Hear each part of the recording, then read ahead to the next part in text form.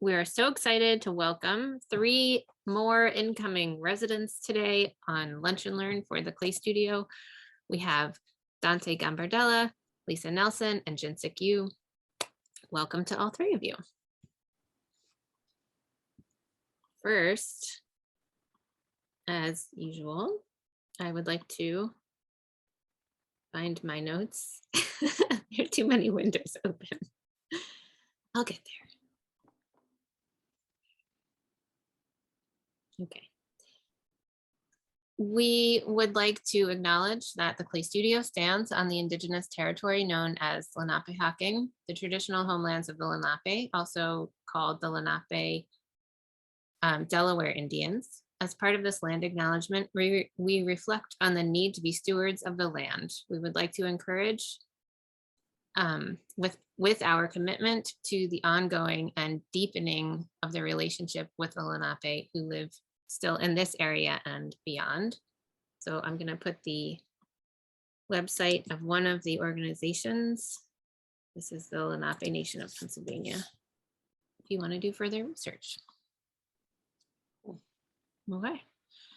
And I'm going to start with Liisa. Liisa Nelson was born and raised in Montana. The wildness of nature and the quietude of mountains is in her blood.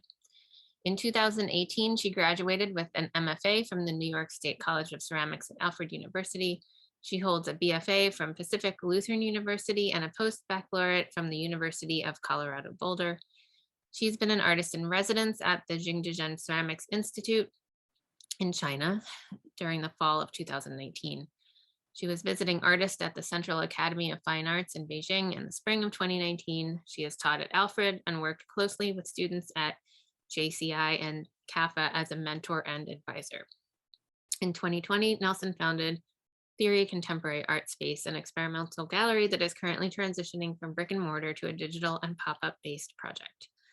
Her work is in several private and museum collections nationally and internationally. Welcome, Liisa. Okay. Thank you. Jinsik Yu. Oh, sorry. Yep. Oh, I just said I'm excited to be here. Thanks. Yay. Jinsik Yu is a figurative ceramic sculptor from Daejeon, South Korea. He received his BFA in graphic design from Konkuk University in Seoul, South Korea. He then worked as a graphic designer before returning to Konkuk University as a special graduate student studying ceramics. Yu then moved to the United States in 2017 to pursue his MFA at the New York State College of Ceramics at Alfred University. He has exhibited and presented nationally and internationally. His studio practice involves translating photographs into paintings, which are then spliced and reassembled into 3-dimensional forms. Welcome, Jinsik. Okay, and Dante Gambardella grew up in the Bay Area and found ceramics when he moved to Bozeman, Montana. While studying at Montana State University, he became very interested in wood firing and using local materials, techniques ceramicists have been using for thousands of years. He finds great value in learning from the traditions of different cultures, an interest that has led him to studying ceramics in Brazil, Italy, and Japan. He believes that the world of clay is about engaging with community, contributing to a network of shared knowledge, and challenging himself as an artist. So excited to get to talk to all of you since Liisa just recently came to Philadelphia and Dante and Jinsik are not yet here. So it's really fun to be able to have a conversation. I'm gonna start out with our standard lunch and learn question. How and why did you make the brave decision to make your life in art? And I'm gonna start with Dante. All right, how are you guys doing? So my brave decision to choose art, I think it probably started when I was at Montana State University, and I had my first ceramics class with Josh DeWeese and Jeremy Hatch, and Josh has been a really big mentor for me over the years, and he just kind of made it seem like it was possible to do. I didn't really think that I could do it beforehand, and he kind of showed me the way. So with his mentorship, and then during a wood fire conference at the Archie Bray in Helena, I met this gentleman named Masaho Ono, and he was another really big mentor for me. And I ended up going and visiting him in Japan and traveling around the country with him. And he took me all over to all of his friends' houses, and I got to see their studios. And those two people played a really integral role in making me think that art was possible, and that ceramics was kind of a never-ending knowledge source. Like, I'm never going to get to the bottom of it. So they were really inspiring to me, and I think that they were the ones that kind of made me seem like made it seem like I could do it. So I have them to thank. That's great. I love that never ending source of knowledge, that it's that idea that you always will have more to learn. That's part of what inspires you to keep going. Yes. It's a thirst for knowledge. I love it. Thanks, Dante. Yeah. Okay, Liisa, will you go next? Sure. Yeah, I've been thinking about this question, and it's, yeah, I have kind of a similar thing. So I had particularly one mentor, my pottery teacher in college. So I was studying science and was thinking about maybe going into either research or medicine. But I've always loved art, and I kind of was like, I want to keep art for myself and not make it a career. But then I took a ceramics class, and took especially, or like, it was more focused on pottery, and I kind of just couldn't stop, and decided that maybe that was kind of where I loved science too, and I always have. I wished that I could have combined them, and still I think pedagogically there's kind of a problem in the United States in terms of education, like the separation of science and art, because I was one of those people that I think would have thrived being able to like study both kind of hand in hand. But I felt I kind of had to choose.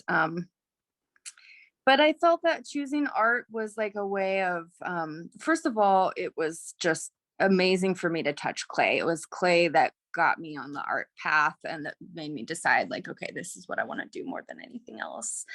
But then I also kind of thought, through art, I can, there's artists that do all kinds of research in different areas and then apply it to their work. And so it showed itself as a pathway that would allow me to continue to cultivate interests in different areas.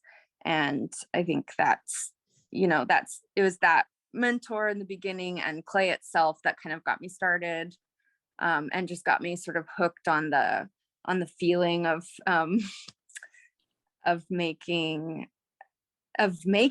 taking an idea and making it into something that's like alive and real and as physical as my body, and that kind of like ability to transcend thought or idea and make it physical in a very immediate way was captivating to me. And then also that like idea of being able to kind of study and research things and bring that in and engage my mind in all kinds of ways that then could become physical, and shareable and seeable, so that I could kind of take my own mind and my own interests and make them something that kind of find out more about what was in my mind, or to understand my thoughts, to be able to kind of like put it out in the world. Yeah, share them. Yeah, with other people. No, that's great. And there are so many similarities between the way you're describing how you make work, how you make your ideas into real things, and the way a scientist starts with a hypothesis and creates an experiment that will, hopefully yield some kind of physical answer to a question. Yeah, we're all sort of searching for answers, I think. Yeah. Wonderful. Thank you. Jinsik, would you like to go Yep. next? Thanks. Yeah, sure. Okay. The brave decision. So, in my undergrad, I majored in graphic design, and even though I loved painting when I was young, since there was no artist in my family, I never expected to be an artist when I was a kid. It was just not an option. There was no information. Like, I thought it was not a job. Like, it's just not, it's impossible things. And I think I was really good kid when I was young, and my parents and high school teachers always asked me to. Actually, it was like forced me to apply for design department to get a good job, And I thought that was what I wanted to. And one of my favorite teacher always told me, like, I had to be a Samsung designer or working for LG, or because they are the best paid. Yeah. And when I was studied my BFA, I think I was not happy. Like, I met really great people. I met so many great teachers and really great classmates, but I think it was just not fun, like when I paint when I was a kid. And it was really totally focused on towards getting a job, something, yeah. And after graduate BFA, I got several part-time jobs as a graphic designer for several years. And actually, I was depressed for a long time, like probably whole my 20s. And at some point, emotionally, I reached a point where I couldn't do corporate work anymore. And I wanted to make my own artworks, not clients. Also, when I make design projects, it was like always, I felt like I'm making answers, not like, I don't know. But I realized that I prefer to make good questions, not good answers. I think, yeah, so I realized that point, like, as a designer, I always had to make the great answers, but I was just realized that I'm not that type of person, and I quit everything.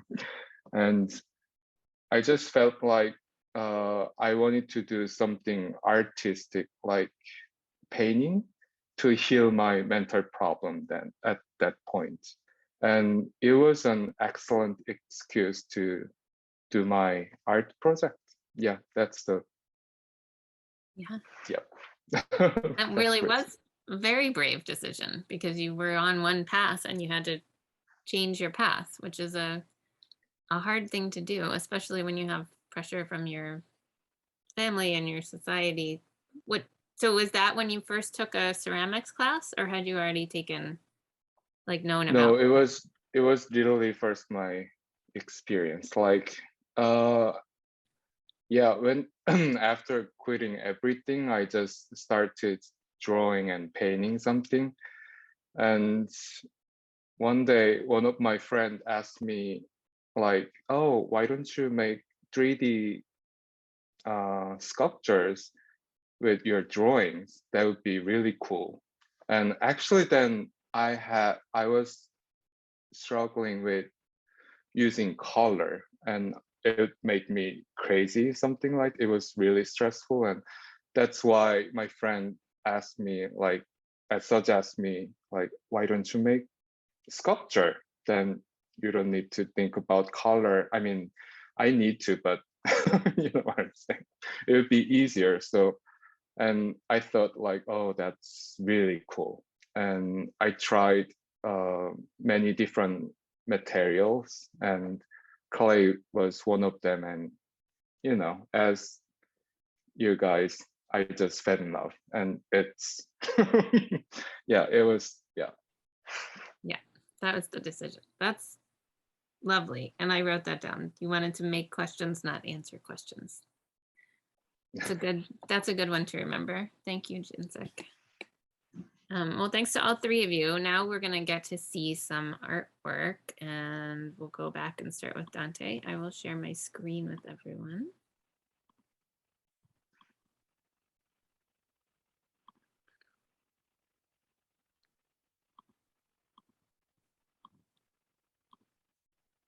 Okay.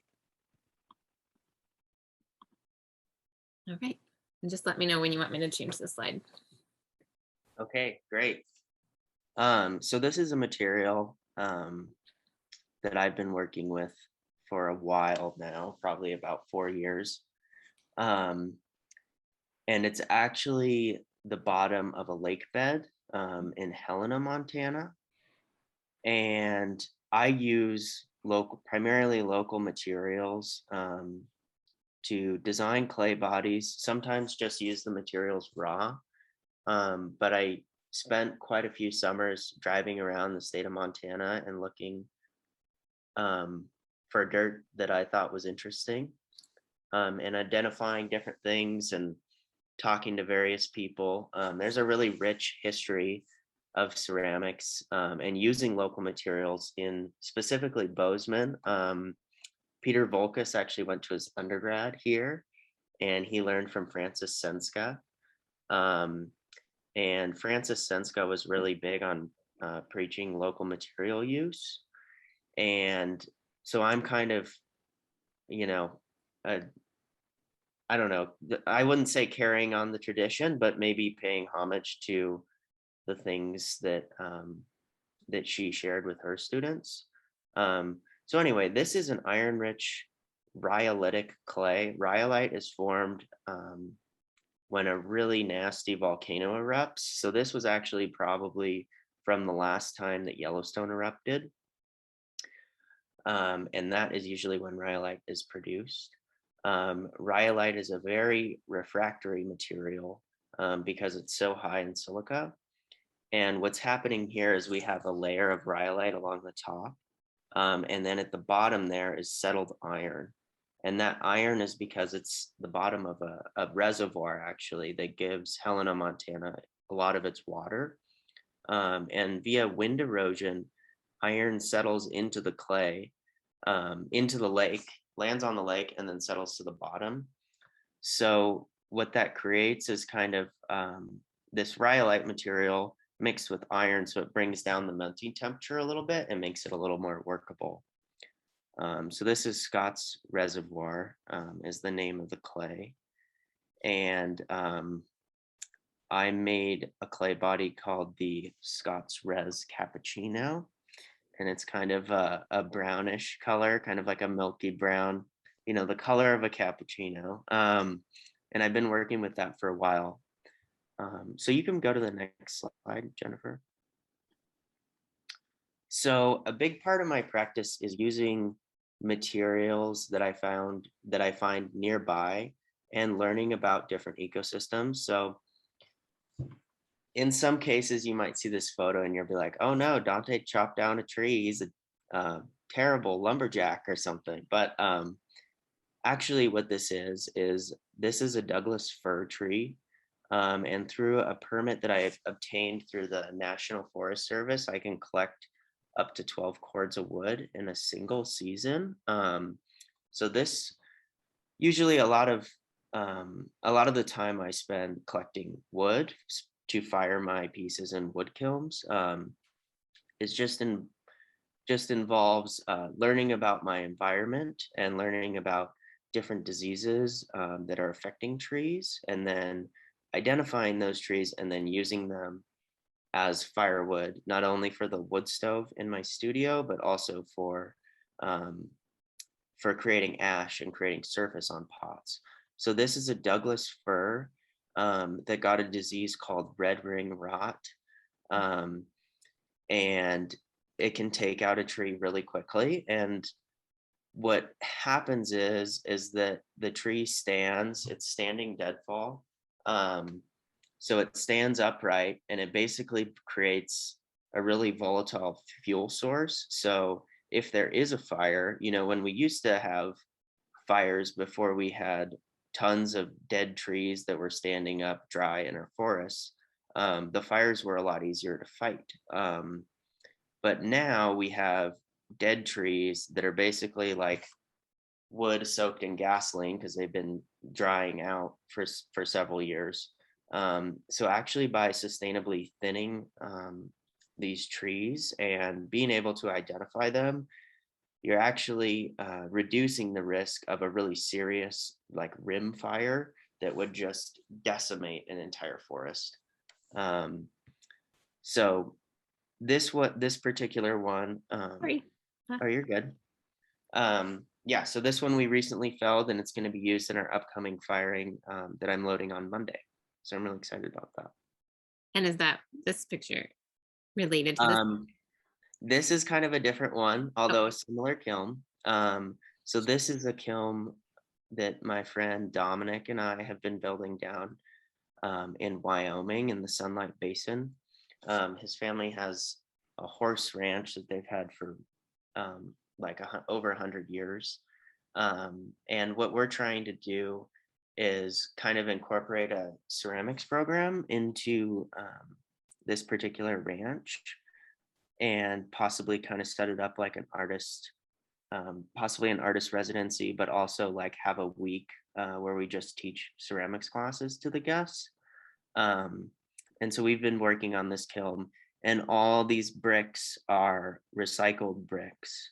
So kind of another thing that kind of plays into a lot of what my practice is about is using materials that you can find locally. So a lot of these bricks were old, awful bricks. There were some that we actually went down to the Cody, Wyoming morgue, and we found about 500 bricks that were unfired. They had no ash of humans on them, but they were just left over. And but reusing materials is something that I don't think we do a lot in our society.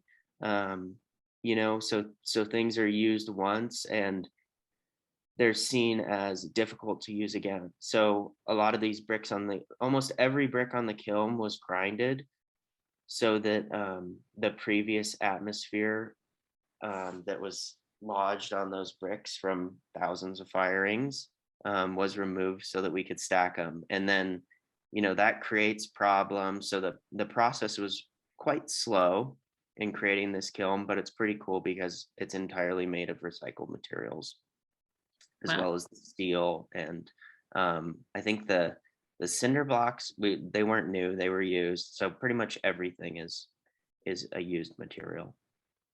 Great, and a beautiful setting. Yes, it is very gorgeous. So this is an object that I made. This is using that rhyolite material we were talking about earlier. Rather than using the clay that came from the lake bed, this one is actually just the rhyolite. So there's a road that runs around the lake. And so I dug the clay from that road cut, and that one's called Basin Creek. And this is a material that several potters have used over the years, and especially because of its proximity to the Archie Bray. It's not that far away from the Archie Bray, so several artists have gone up there and dug clay and used this material. And this piece, this was fired in a wood kiln, but kind of in a subdued spot in the kiln where ash isn't super strong. but the blushing that's occurring, the subtle blushing that's coming out of the clay, has to do with the really high amount of reduction that we fired the kiln in, especially early on. And so that pulled some of those impurities in the clay to the surface. And those impurities are, in a lot of cases, kind of the groundwork of my artistic voice. Harnessing the characteristics of each material is really important to me. And so that this is one of several examples of that. So you can go to the next slide. Okay, so this is a kind of a sculptural tray that I made. And this was using that rhyolite material as well. This one obviously has a glaze over it. And I've worked with this material for a while, and so often what I do is I have all the same clay body, but then I have different particle size in my clays. So a lot of times I will use a hammer mill and use different screen sizes, or I'll just break them down by hand using a concrete tamper. And so the size of the clay particles is really important, because the smaller the size, the more plastic it is. And then the larger the size, the more bulky and chunky they are. So kind of playing with pushing that material to the limits, and just kind of considering how the different ways in which I process the clay changes the aesthetic appearance of it. So this one is a pretty large grit. Yeah. And then this maybe even larger, or is that Yeah, so this one's even larger. So this is obviously the same material. This was fired in an anagama kiln in Missoula, Montana, which is pretty closely affiliated with the clay studio of Missoula. And that kiln was actually the largest anagama in the state. And it was used from an old paper mill. So they basically took it was a circular object that they had at the mill. And so all the bricks are curved in a circle that kind of create a cylinder going upward. like a beehive kiln. Exactly. Yeah. So then they took those bricks and then created like a half dome Nice. that made the anagama. So it's a very interesting anagama shape, because all the bricks are curved one way, as opposed to being Straight. Yeah. laying flat. It's all arch brick. Nice. Well, thanks, Dante. I think we just need to go to the next, but this is Great. amazing. Thank you for showing us. And there are some questions in the chat, but we're going to do them at the end. So any questions for any of the three artists, just Sounds good. put them in the chat and we'll get to them at the end. Thank you, Dante. Yes, thank you guys. Okay, Liisa. Hi.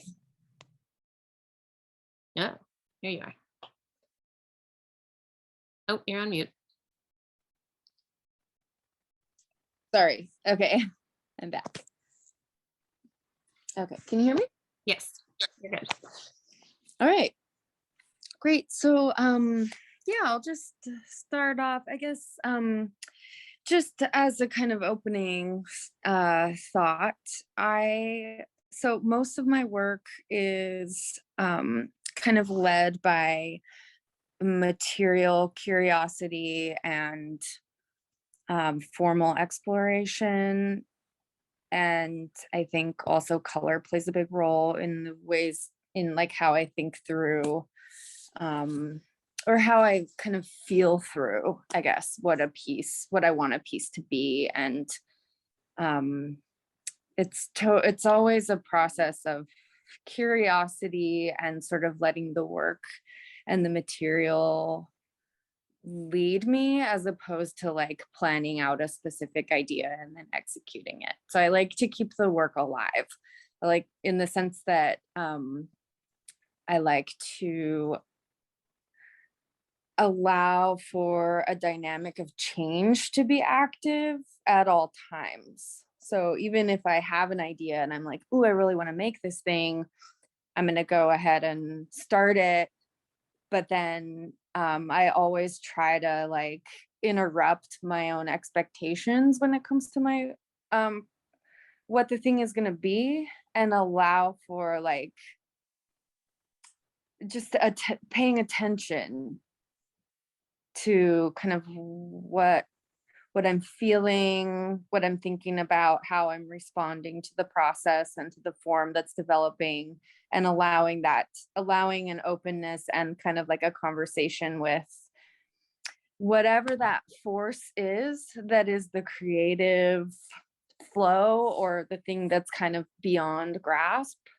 I try to like really attend to kind of to subtleties and openness and movement that happens sort of through me, as opposed to like controlling it by my like mind and ideas and having to like have things be a certain way. So I'm really, so kind of addressing this piece and the piece that I think is after it, I use a lot of this like sort of looking motif, and they can so these pieces can vary. They can be very mask-like, they can be like almost portal like, or they can be like eyes like looking back at you.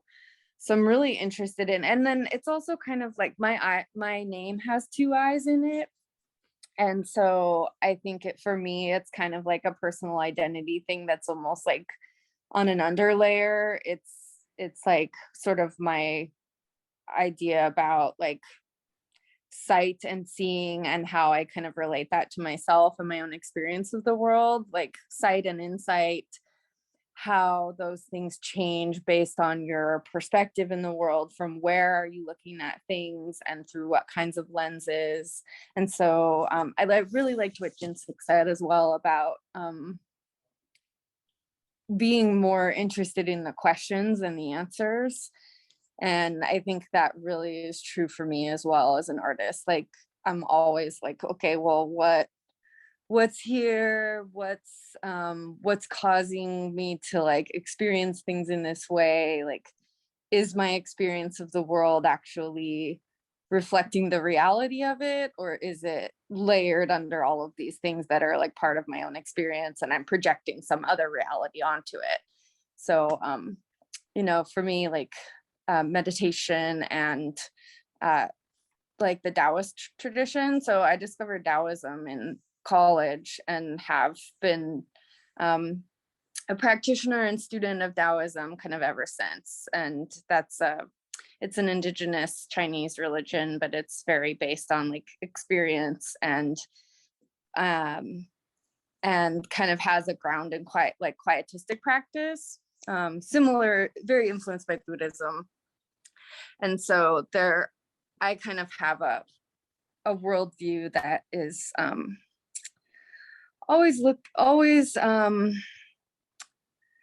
trying to kind of go back to like, what is my innate nature? What's my like most fundamental truth of my being? And how can I stay connected with that, not bury like my true nature underneath like all of these cares of the world? And I think that's really reflected in my work, like kind of that attention to a truth, I guess, even if it's like mysterious and I don't understand it, it's kind of always something that I'm seeking. And there's definitely, I was raised Lutheran. My dad's a Lutheran pastor, so I've always had that kind of like spiritual orientation. And I think that's just part of my character innately as well. Like I'm just a pretty spiritually oriented person. And so I really also find influence. So this is a great segue to this piece, because I find influence in all kinds of different spiritual traditions. And I look at iconography, I look at like ritual objects, architecture that is created for spaces of worship or spaces of meditation or of, sacredness. And this piece is kind of like an arch, and this piece is called You Are the Temple.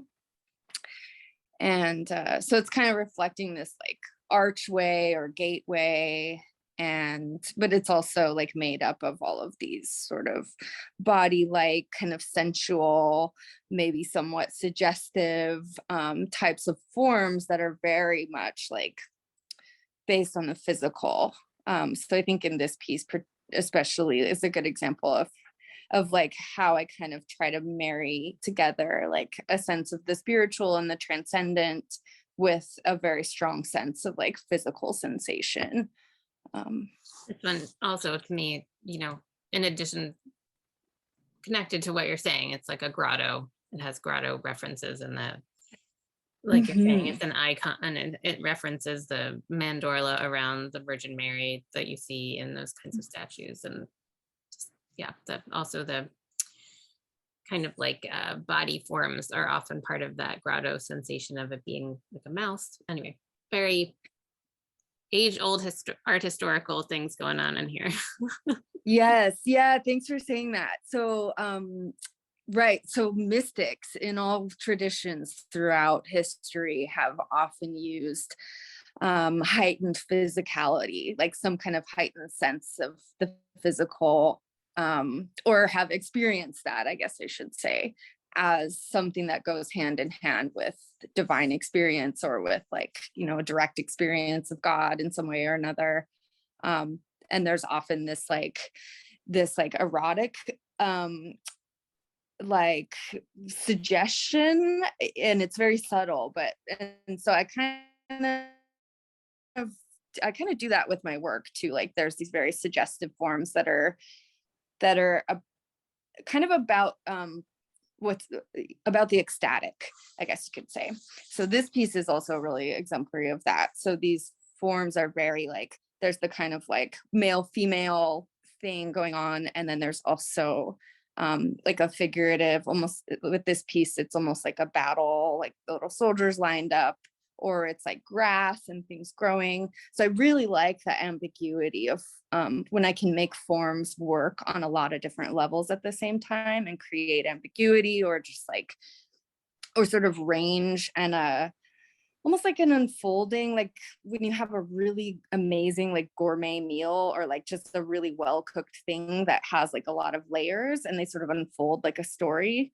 I like for my work to be able to do a thing like that, where you encounter it in one way and you have a first impression, and then as you continue to look at it or continue to kind of experience it, there's more and more like potential layers of meaning that open up. I really love that, and I love the conversations that come out of that. So yeah, it's great. We just have about 1 more minute. Okay, great, perfect. So this last piece is another this one was really led by like curiosity, and is pretty exemplary of the type of work that I do, where I kind of just start with something without like a real intent behind it, and then just sort of learn as I go.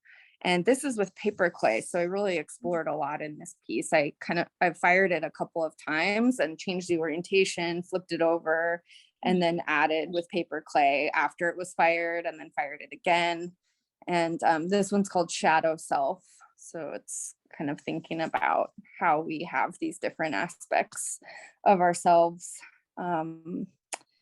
And yeah, this one I didn't have a plan, but I sort of just listened to it as I went. I think it's very figurative and feels very true of like how I feel about myself. Sometimes I have this kind of like various aspects to who I am, and yeah, and it's not like bad and good. It's more like, just different things it's more like a yin and yang kind of understanding of things, or like a ground and a growth, or again, this one has many interpretations, so I'd be interested to hear what some of you guys think, either in the chat or just like find me and let's have a conversation at some point. Awesome. Was that the last one? Nope, I there's think one. so. Oh, yep. Okay. Well, this one, this is the most recent piece of these, and it's a painting. There's no ceramic, but as with this piece, I was really interested in the this frame is made out of cardboard and paper mache. So I was kind of interested in that frame, and I think I'll do more like that, where it's referring to something that's this sort of like high art tradition or something that you'd see in a museum, or that denotes like high society with these very like low materials, so kind of challenging hierarchies. And then also this has like a garden reference, which you'll see in a lot of my work, that kind of has to do with questions around like the creation narrative and Adam and Eve and the fall of humanity. And so there's a lot of that. And I love the Garden of Earthly Delights by Hieronymus Bosch. That's probably one of my biggest like visual sources that I always go back to kind of touch on like what it is that it's just such a rich piece. And so I think this piece was really inspired by that painting. Nice. Wonderful. I can't help but just note that the earrings you're wearing, I feel like are related to this. Okay, that's all. My less highbrow response to that one. Oh, and there's another, but I think we will, or wait, is that? Right. Sure. I think we might, if you don't mind, we'll just move on to Jinsik for now. Nope, that's fine. Yep. Great. Thank you. Thanks, Liisa. Also, I love that you have two eyes in your name. Like, we'll have to talk about that another time. It's so related to your work. Okay, Jinsik, would you like to talk a little bit about your work? Yeah, sure. Okay.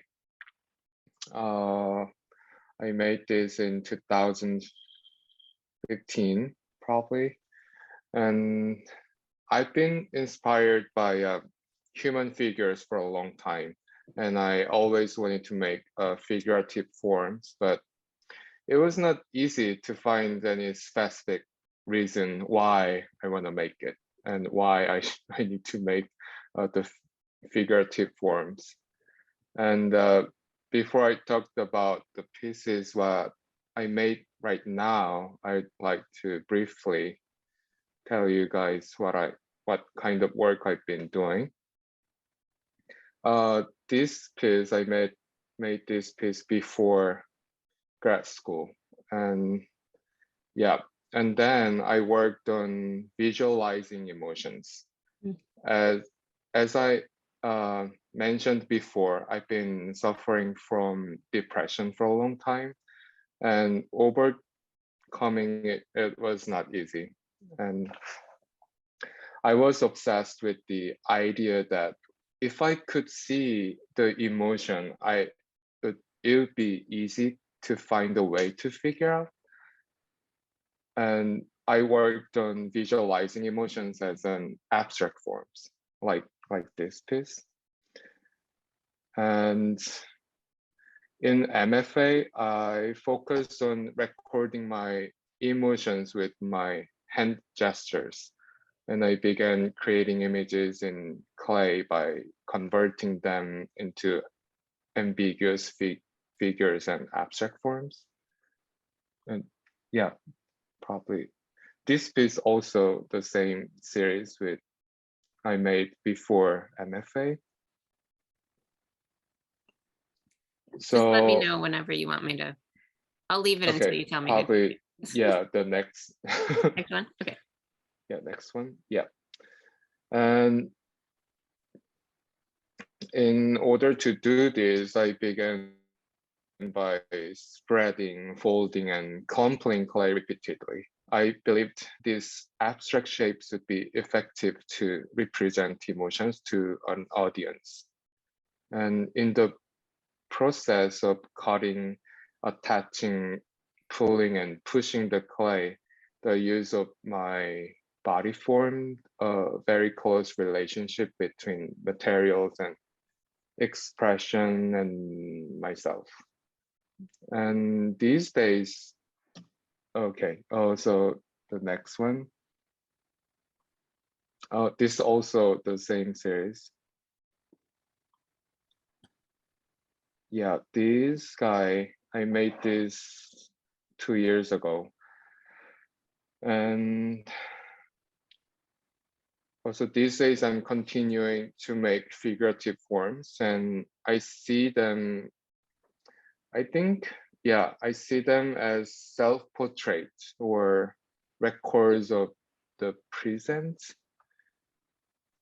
I create the human form with banded, wavy clay slabs and use this abstract way of making the body of represent emotions.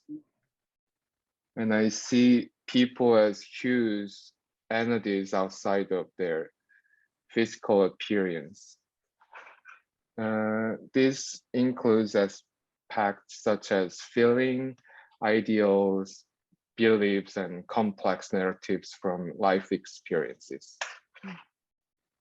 I've been afraid of and suppressed my queer identity for a long time, so much so that it felt insignificant.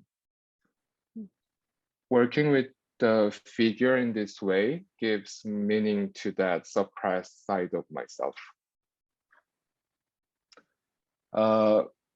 The next one, please. Yep. The abstracted elements of my figures creates voids, I mean the empty spaces and many sides that can be seen from many perspectives and take on my many meanings. In these forms, I try to capture a more realistic portrayal of what it means to be a layered, complex individual. And yeah, I'm making this series these days. Thank you. Lovely. Thank you, Jinsik. I think I'm so struck by these later forms, the idea that you're making them with just bands of clay, and they're so evocative of the way that a person really stands. Like there's so much personality in just the stance of the figures, and the fact that you can get that using strips of clay, it's very impressive to me. I think it's amazing.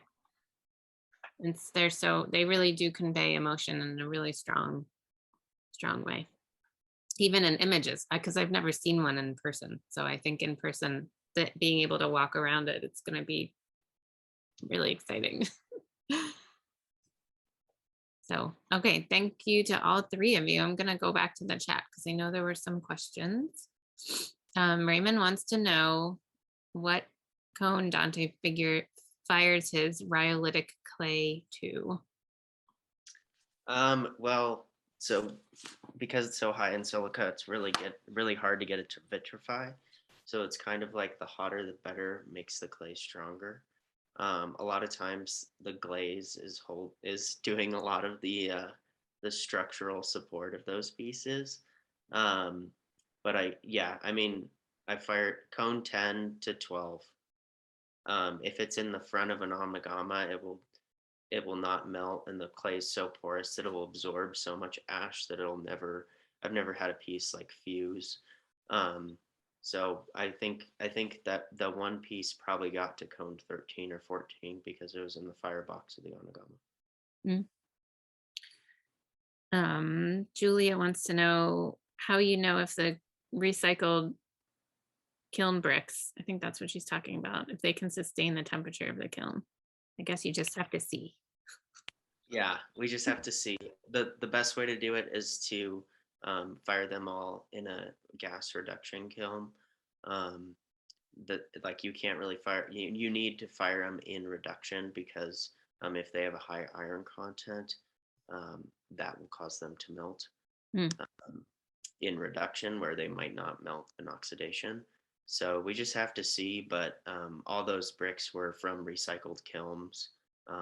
Most of the kilns I know where those bricks came from. There could be a bad brick in the entire bunch, but I'm pretty doubtful because each brick was inspected. Each brick had evidence of wood ash on it, and wood ash doesn't, you can't get running wood ash until probably at least cone 6. So I'm pretty sure that we won't have any melting bricks, but if we do, I'll certainly let you guys know.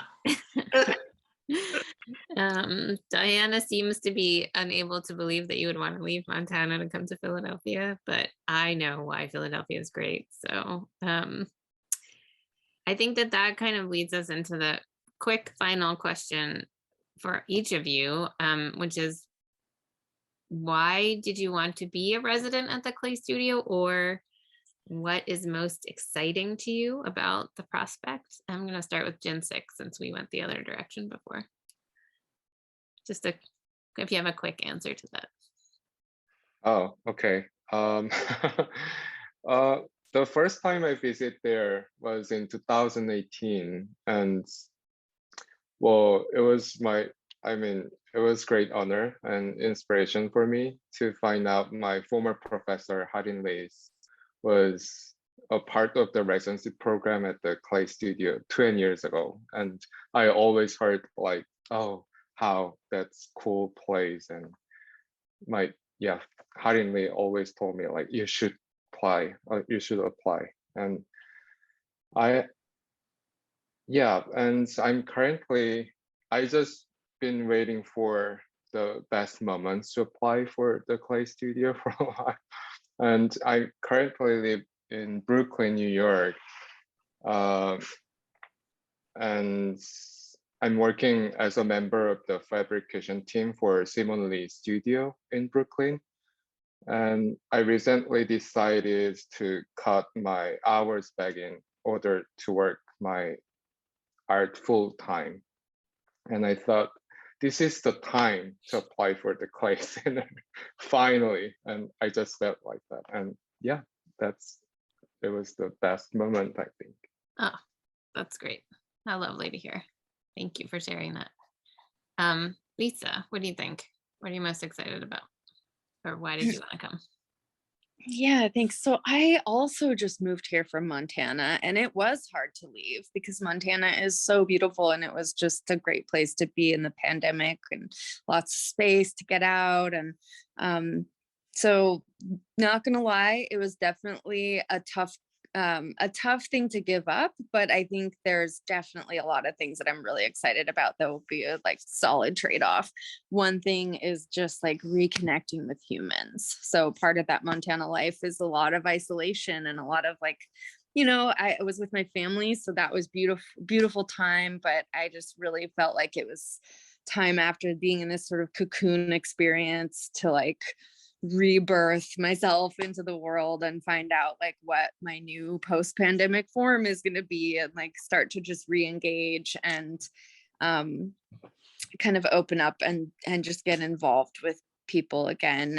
And I've been doing a lot of solo time in my studio, a lot of time with family, a lot of reading and listening to audiobooks, and I'm excited to just connect again and feel like I'm a part of something that's bigger than me, and discover what this community is about, and be surrounded by creative people who are drawn to that like creative kind of hearth of energy that is the Clay Studio, and that has been for a long time. And being a part of this organization that's almost 50 years old and has such a rich, amazing history in this like craft city, and being a part of it at a time when like, everyone's transitioning to this new building and this new chapter. It just feels like a really special thing to be a part of. And I'm super excited about like the complete mystery that is the future right now. So thanks for having me.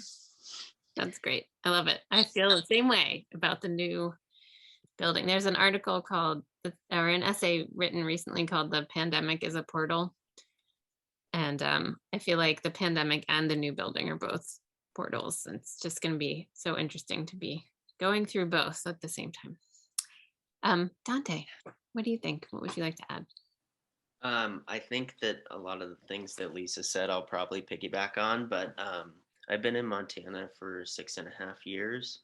And although it has a lot to offer, especially as far as the outdoors go, and just a really cool group of people, It's not necessarily the most diverse environment, in terms of ethnicity and ideas and foods and culture, and those things are really important to me. And in the past, I've used traveling for sometimes months at a time to kind of fill that void. But I'm kind of ready to be in a different environment and get to know some new people. I've had a lot of the same friends for the last several years, and I want to meet some new people. I want to hang out with some new guys and new gals, and I'm just really excited to be in a new community of artists and learn from people. And sometimes Montana feels like a little bit of like you're removed from the progression of humankind sometimes. So I kind of want to be exposed to what's really going on, what's going on in the cities, what are people thinking, what are people doing. So Great. Well, Philadelphia is the place for that. I have a deep love for the city, and I'm excited to share it with everyone, especially when the weather gets warmer and we can actually gather more, etc. So that'll be great. Thank you to each of you. This has been really enlightening and lovely, and as I said, I can't wait to be together with everyone in the new